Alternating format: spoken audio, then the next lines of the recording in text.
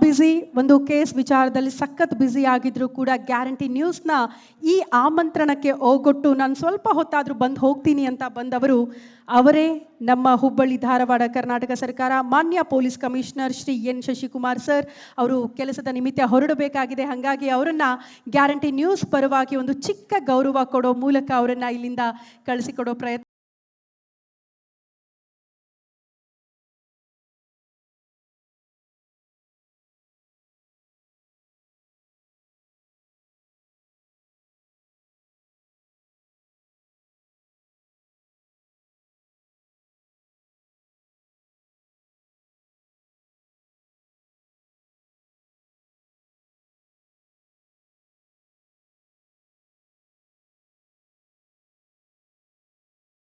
ಈ ಕಾರ್ಯಕ್ರಮಕ್ಕೆ ಸಾಕ್ಷಿಯಾಗಿದ್ದಕ್ಕೆ thank you so much sir, thank you so much. ಈ ಕಾರ್ಯಕ್ರಮ ಉದ್ದೇಶಿಸಿ ಒಂದೆರಡು ಮಾತುಗಳು ಸರ್, ನಿಮ್ಮ ಮಾಯಲ್ಲಿ ಒಂದೆರಡು ಮಾತುಗಳು ಪ್ಲೀಸ್ ಕಾರ್ಯಕ್ರಮ ಉದ್ದೇಶಿಸಿ. 2007ನೇ ಬ್ಯಾಚ್ ನಂದು, ಹೀಗೆ ಸುಮಾರು 19 ವರ್ಷ ಸರ್ವಿಸ್ ಆಗ್ತಾ ಬಂತು. ಸೊ ಎಲ್ಲ ಸಂದರ್ಭದಲ್ಲಿ ನಾವು ಸಾರ್ವಜನಿಕ ವಲಯದಲ್ಲಿ ಕೆಲಸ ಮಾಡುವಂಥವ್ರು ಒಂದು ವಿಷಯವನ್ನು ಗಮನದಲ್ಲಿ ಇಟ್ಕೋಬೇಕಾಗತ್ತೆ. ಮಾಧ್ಯಮ ಸಮಾಜದಲ್ಲಿ ಇರುವಂಥ ಎಲ್ಲ ಘಟನೆಗಳು ಬೆಳವಣಿಗೆಗಳನ್ನು ಜನರಿಗೆ ಮುಟ್ಟಿಸುವಂಥದ್ದು. ಮಾಧ್ಯಮಕ್ಕೆ ಸರಿಯಾದ ಮಾಹಿತಿಯನ್ನು ಕೊಡಬೇಕಾದ್ದು ಸಂಬಂಧಪಟ್ಟ ಇಲಾಖೆಯ ಮುಖ್ಯಸ್ಥರು, ಮತ್ತು ಯಾವ ಇಶ್ಯೂಸ್ ಡೆವಲಪ್ ಆಗ್ತಿರುತ್ತೆ ಆ ಇಶ್ಯೂ ಬಗ್ಗೆ ಮಾತನಾಡಲಿಕ್ಕೆ ಯಾರು ಸಕ್ಷಮ ಪ್ರಾಧಿಕಾರ ಇರ್ತಾರೆ ಅವ್ರು ಮಾತಾಡುವಂಥ ಜವಾಬ್ದಾರಿ ಅವರಿಗಿರುತ್ತೆ.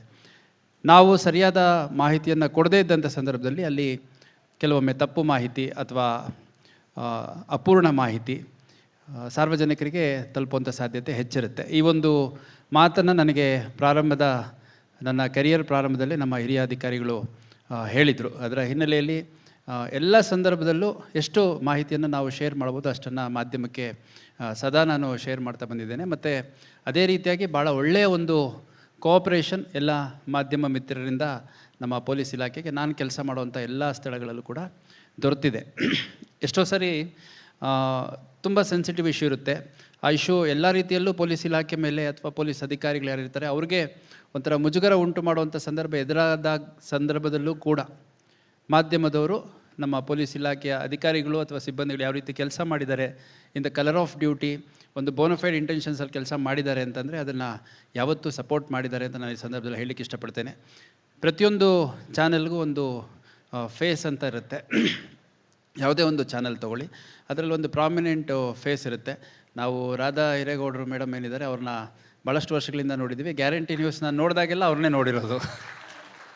ಮಾಧ್ಯಮ ವಲಯ ಭಾಳ ಸ್ಪರ್ಧೆ ಇರುವಂಥದ್ದು. ಅದರಲ್ಲಿ ಎಲ್ಲ ವಲಯದಲ್ಲಿದ್ದಂತೆ ಮಹಿಳೆಯರಿಗೆ ಅವಕಾಶ ಏನೋ ಇದೆ, ಆದರೆ ಭಾಳ ಉನ್ನತ ಸ್ಥಾನಗಳನ್ನು ತಲುಪುವಂಥದ್ದು ಭಾಳ ಕಷ್ಟ ಸಾಧ್ಯ. ಅಂಥದ್ರಲ್ಲಿ ರಾಧಾ ಹಿರೇಗೌಡರವರು ಮೋಸ್ಟ್ಲಿ ಮಾಧ್ಯಮ ವಲಯದಲ್ಲಿ ಮಹಿಳೆಯರು ಏನು ಭಾಳ ಕಡಿಮೆ ಜನ ಭಾಳ ದೊಡ್ಡ ಸಾಧನೆಯನ್ನು ಮಾಡಿದ್ದಾರೆ, ಅವರಲ್ಲಿ ಒಬ್ಬರು ಅಂತ ನಾನು ಈ ಸಂದರ್ಭದಲ್ಲಿ ಹೇಳಲಿಕ್ಕೆ ಇಷ್ಟಪಡ್ತೇನೆ. ಮತ್ತು ಅತ್ಯಂತ ನಿಷ್ಠುರವಾಗಿ ಎಷ್ಟೋ ಸಂದರ್ಭದಲ್ಲಿ ನಮಗೆ ಮುಖಾಮುಖಿ ಒಬ್ಬರು 1 to 1 ಇದ್ದಾಗ ಹೇಳಲಿಕ್ಕೆ ಆಗದಿರೋವಂಥದ್ದು ಅವರು ಪ್ಲ್ಯಾಟ್ಫಾರ್ಮಲ್ಲಿ ಮೀಡಿಯಾ ಪ್ಲ್ಯಾಟ್ಫಾರ್ಮಲ್ಲಿ ಕೂತ್ಕೊಂಡು ಮಾತಾಡ್ತಾರೆ. ನಿಜವಾಗ್ಲೂ ಅವ್ರ ಬೋಲ್ಡ್ನೆಸ್ ನಮಗೆ ತುಂಬ ಇಷ್ಟ ಆಗುತ್ತೆ.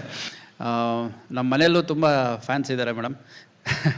ಎಷ್ಟಾಗದ ಮಾತಾಡ್ತಾರೆ, ಎಷ್ಟೇ ರೀತಿಯಿಂದ ಮಾತಾಡ್ತಾರೆ ಅಂತ ಹೇಳ್ತಾರೆ. ತುಂಬ ಸಂತೋಷ.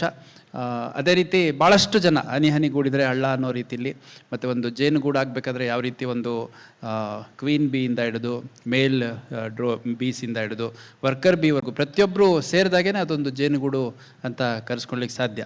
ಇವತ್ತು ಎಷ್ಟು ಭಾಳ ದೊಡ್ಡ ಚಾಲೆಂಜ್ ಮಾಧ್ಯಮ ಒಂದು ಮೀಡಿಯಾ ಪ್ಲ್ಯಾಟ್ಫಾರ್ಮ್ ರನ್ ಮಾಡೋದಿದೆ ಅನ್ನೋಂಥದ್ದು ನನಗೆ ತಿಳಿದಷ್ಟು ನೋಡಿದಾಗ ಭಾಳ ಕಷ್ಟ. ಅಂಥದ್ರಲ್ಲಿ ಈಗ ಗ್ಯಾರಂಟಿ ನ್ಯೂಸ್ ಸ್ಟಾರ್ಟ್ ಆಗಿ 1 ವರ್ಷ ಆಗಿದೆ.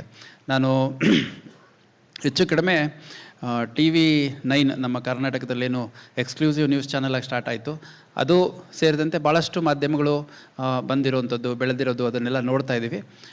ಚಿಕ್ಕ ಒಂದು ಕೊಳ್ಳದಲ್ಲಿ ಒಂದು ಜಲಮೂಲದಲ್ಲಿ ಹುಟ್ಟುವ ನದಿ ಯಾವ ರೀತಿ ಭಾಳ ಬೃಹತ್ ನದಿಯಾಗಿ ಕಡೆಗೆ ಸಾಗರ ಸೇರುತ್ತೆ, ಆ ರೀತಿ ಈ ಒಂದು ಗ್ಯಾರಂಟಿ ನ್ಯೂಸ್ ಚಾನಲ್ ಕೂಡ ಭಾಳ ದೊಡ್ಡ ಮಟ್ಟದಲ್ಲಿ ಮುಂದಿನ ದಿನಗಳಲ್ಲಿ ಬೆಳೀಲಿ.